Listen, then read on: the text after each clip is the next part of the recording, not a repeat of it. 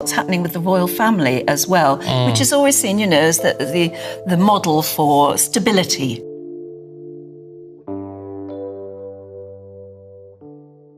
The whisper that changed everything began not with thunder, but with silence. In the pre-dawn hours of a rain-soaked Monday in London, while the city slept beneath a veil of mist, an encrypted email slipped through the secure network of the Royal Archives. Its subject line was deceptively simple: "The record you buried." By sunrise, that single message would set in motion a crisis that would shake the British monarchy to its ancient foundations. Not with the force of scandal, but with something far more corrosive: the slow, inexorable revelation of truth. This was not another tabloid sensation or paparazzi intrusion. This was different. This time, the threat came from within the gilded walls themselves, from the very archives meant to preserve the Crown's carefully curated narrative. And when the truth finally emerged, decades after being sealed away, it would force the royal family to confront a question they had spent generations avoiding. Can an institution built on tradition survive complete transparency? The weight of secrets. The British monarchy has weathered countless storms throughout its thousand-year history. Abdications, divorces, wars, and scandals broadcast to millions. But the crisis that began that Monday morning carried a unique danger. It wasn't about personal indiscretion or public embarrassment. It was about institutional deception, about decisions made in shadowed rooms decades earlier that had quietly reshaped the very foundation of royal succession. Inside Buckingham Palace, the morning routine faltered. Courtiers who normally moved with choreographed precision now hurried through corridors with barely concealed urgency. Phones rang incessantly. Secure meetings convened behind closed doors. The official response was swift and sterile, a brief statement acknowledging recent media reports while refusing to comment on unverified material. But those who understood the coded language of palace communications recognized the truth hiding behind those careful words. This wasn't denial, it was damage control. The leaked document itself was remarkably slim. Just 8 pages of densely typed text, stamped with classification markings, dated to the late 1980s. Yet those pages contained enough explosive material to rewrite decades of accepted history. They referenced what palace insiders delicately termed a confidential adjustment to succession recognition, authorized quietly after the death of a senior royal advisor. The clinical language couldn't disguise the devastating implication. A decision had been made, at the highest levels, to obscure a paternal link in order to prevent scandal. An inheritance had been rewritten. A bloodline had been adjusted to protect an image. The legitimacy of titles, perhaps even the line of succession itself, rested on a foundation of calculated deception. A king's burden. King Charles III received the news in the private sitting room of Windsor Castle, where he'd been reading correspondence. His private secretary entered with an expression that conveyed more than words ever could. "It's about the archives, sir," he said carefully. "Something's been recovered." Charles looked up, frowning. "Recovered from where?" The secretary's hesitation spoke volumes. "From us." In that moment, Charles understood that he had inherited more than a throne. He had inherited ghosts, decisions made by predecessors who believed that protecting the institution justified any deception, any revision of history, any burial of inconvenient truth. The monarchy's survival had always depended on what one historian called the architecture of discretion, a carefully maintained distance between public image and private reality. For generations, that architecture had held. But now, in an age of digital transparency and declining deference, the walls were crumbling. That afternoon, as news of the leak began circulating among senior staff, the palace entered what one aide later described as the quiet crisis, a state of controlled panic hidden beneath layers of protocol.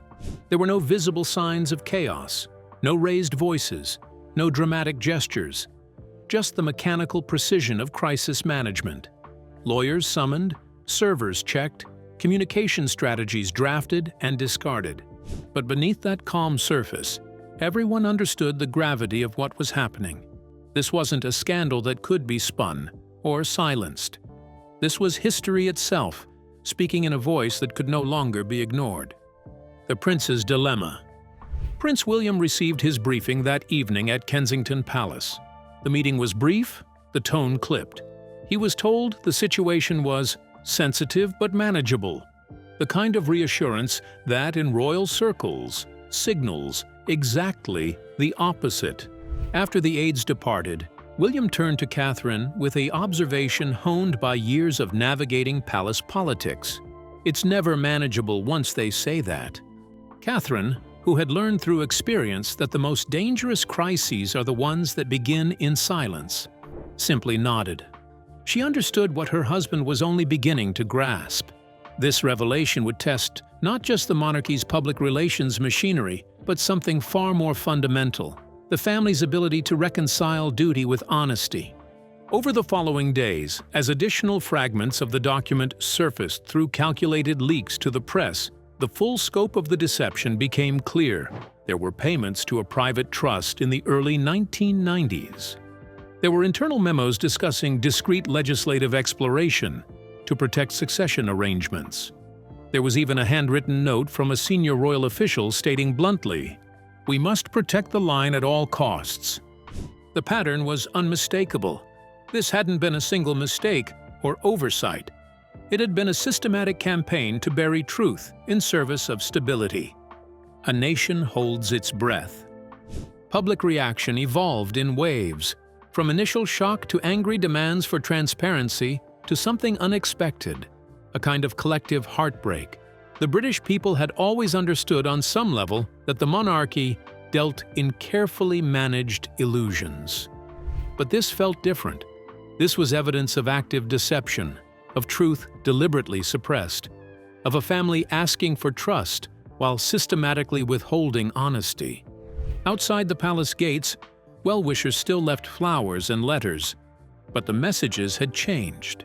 "Tell us the truth," one read. "We love you, but we need honesty." Another simply asked, "Why?" The shift wasn't from devotion to hostility. It was from reverence to something more painful: disappointment. The fairy tale hadn't merely been tarnished. It had been revealed as a deliberate construction, maintained through decades of careful erasure and selective memory. Catherine felt this change viscerally during her public engagements. The smiles were still there, the handshakes still warm, but something fundamental had shifted in people's eyes. They no longer looked at her with uncomplicated admiration. Instead, she saw a kind of pleading sadness, as if they desperately wanted her to reassure them that some core of authenticity remained beneath the performance. "They don't want perfection anymore," she told William after one particularly difficult appearance. "They just want to know it's real." He nodded grimly. "And the truth is, all that's left to give them." But truth, in the world of monarchy, had never been given freely. It had always been parceled out strategically, measured against competing interests, subordinated to the paramount concern of protecting the institution. The king addresses the nation. The decision was made. King Charles would address the nation directly. The broadcast was scheduled for 9 p.m. exactly, allowing maximum viewership across time zones. As cameras arrived at Windsor Castle and technicians threaded cables beneath Persian rugs, the weight of the moment settled over everyone involved. This wasn't merely another royal address. This was a reckoning. Charles rehearsed his speech repeatedly, each word calibrated for maximum reassurance and minimum admission. The language had been drafted and redrafted by teams of advisors, lawyers, and communication specialists. Every phrase walked a tightrope over a canyon of consequence. When the red light finally flared and the broadcast began, Charles spoke of the Crown's duty to history and to the present, of documents newly surfaced whose authenticity was under formal review, of a pledge to cooperate with government archivists and independent historians. He did not name names. He did not describe the specific adjustments or explain the trust payments. He offered neither explicit apology nor outright denial. Instead, he provided what the palace believed the moment required: a performance of controlled sorrow, acknowledgement without confession, concern without culpability. It was in many ways a masterclass in royal communication, dignified, measured, seemingly sincere. But it was also a demonstration of the very problem at the heart of the crisis: the monarchy's reflexive instinct to manage truth rather than simply tell it. When the broadcast ended and the cameras powered down, William remained in the room after everyone else had left. He watched his father remove the lapel microphone with the slow, deliberate movements of someone removing armor that no longer fit. "You did what you believed was right," William said finally. Charles's response was tired but honest. "What I believed was survivable." They walked together down the portrait-lined corridor, neither speaking. Both understood that survival and rightness were not always synonymous, and that the choice between them had just been made, perhaps irrevocably. Catherine's crisis of faith. While the palace machinery ground forward with its strategies of containment and contextualization, Catherine found herself confronting a more personal crisis. She had always accepted the fundamental bargain of royal life: privacy surrendered for privilege, authenticity traded for duty, personal truth subordinated to institutional necessity. But now, watching the family she had married into struggle with the consequences of decades-old deceptions, she began to question whether that bargain was sustainable or even moral. The morning papers had started running suggestive stories about her own knowledge of the scandal. There were photos of her leaving a charity meeting weeks before the story broke, accompanied by headlines insinuating that she had been warned, that she had known more than she revealed, that her silence made her complicit. It was largely speculation, of course, but like most effective propaganda, it contained a kernel of uncomfortable truth. She had known something was coming. Not the specifics, but enough to understand that a reckoning was approaching. And she had chosen silence, not out of deception, but out of a deeply ingrained instinct to protect the family first and pursue truth second. In a private meeting with senior advisors, the unspoken accusation hung in the air. Her discretion, once viewed as her greatest strength, was now being reinterpreted as potential betrayal. "They think you might have been warned," William said to her later in the privacy of their rooms. "That maybe someone trusted you with more than you realized." Catherine looked at her husband, her composure unshaken by doubt or fear. "And what do you think?" William hesitated, and in that hesitation, Catherine saw something she had never seen before in their years together: uncertainty about her loyalty, a flicker of doubt that cut deeper than any tabloid speculation. "I think," he said carefully, "you've carried too much on your own." She turned toward the window, watching palace staff prune roses in the garden below.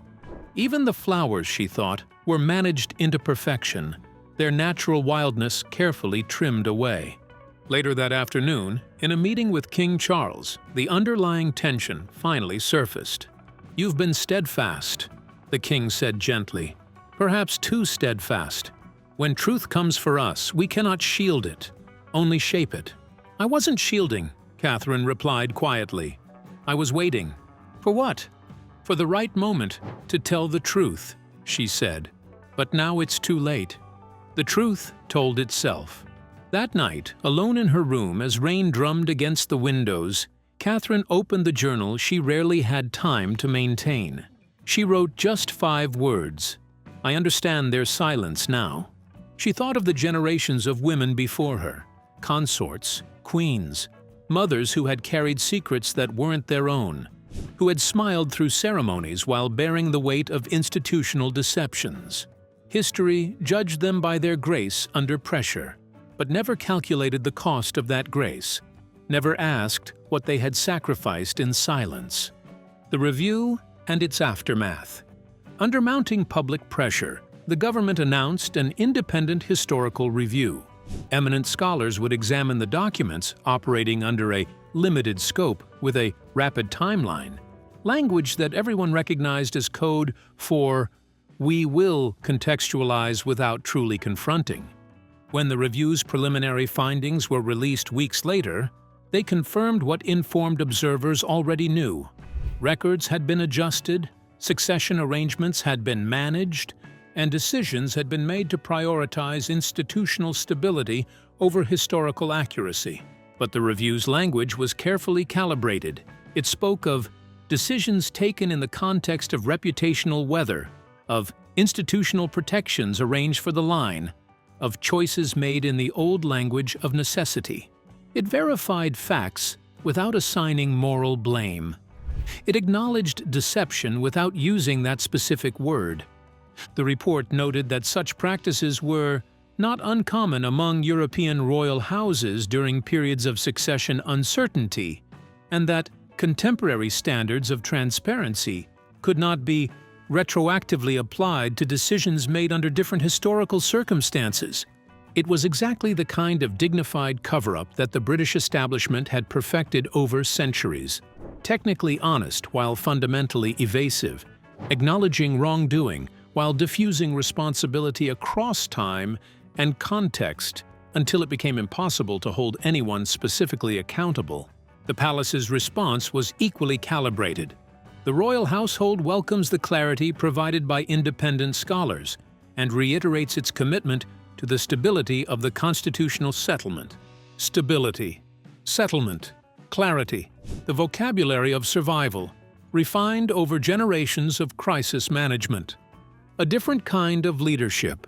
But while the palace machinery continued its careful dance of acknowledgement without apology, something unexpected was happening at the generational level. William, who had grown up watching his mother navigate the gap between public image and private truth, chose a different path. At the opening of a youth enterprise center in Birmingham, scheduled weeks earlier and nearly cancelled in the wake of the scandal, William made a decision. He would go, and he would not hide behind prepared remarks about opportunity and community. Standing before a hall of teenagers who had greeted him with cheers that slowly faded into uncertain silence, William spoke without notes.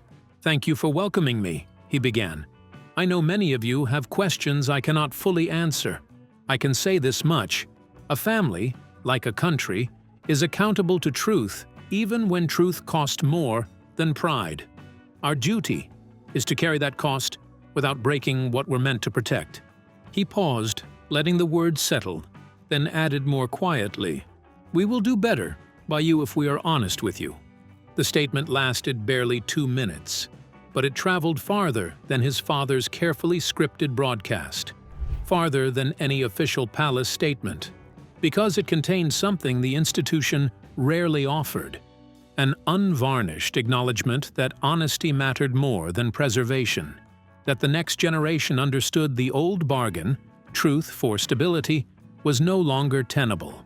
Commentators called it an implicit rebuke, a generational line, a promise made in public that would have to be kept in private. Some palace insiders viewed it as dangerously naive. Others saw it as the only possible path forward. Catherine, watching the clip alone at Kensington Palace, closed her laptop and smiled sadly. The words were William's, but the sentiment was theirs. A shared recognition that the price of maintaining illusions had become higher than the cost of shattering them. The gesture that changed everything. In the weeks that followed, as parliamentary debates droned on and media analysis dissected every royal statement, a small administrative decision became the crisis's most eloquent moment. The Royal Archives announced that select records cited in the review would be exhibited for public viewing over 3 consecutive Saturdays. Entry would be by timed ticket. Photography would be permitted. It was both controlled and radical. Access measured by appointment, but access nonetheless. For the first time in living memory, the curtain would not merely stir. It would open. The first Saturday arrived cold and bright. People queued in ordinary coats and sensible shoes. Not protesters or scandal seekers, but citizens seeking connection with their own history.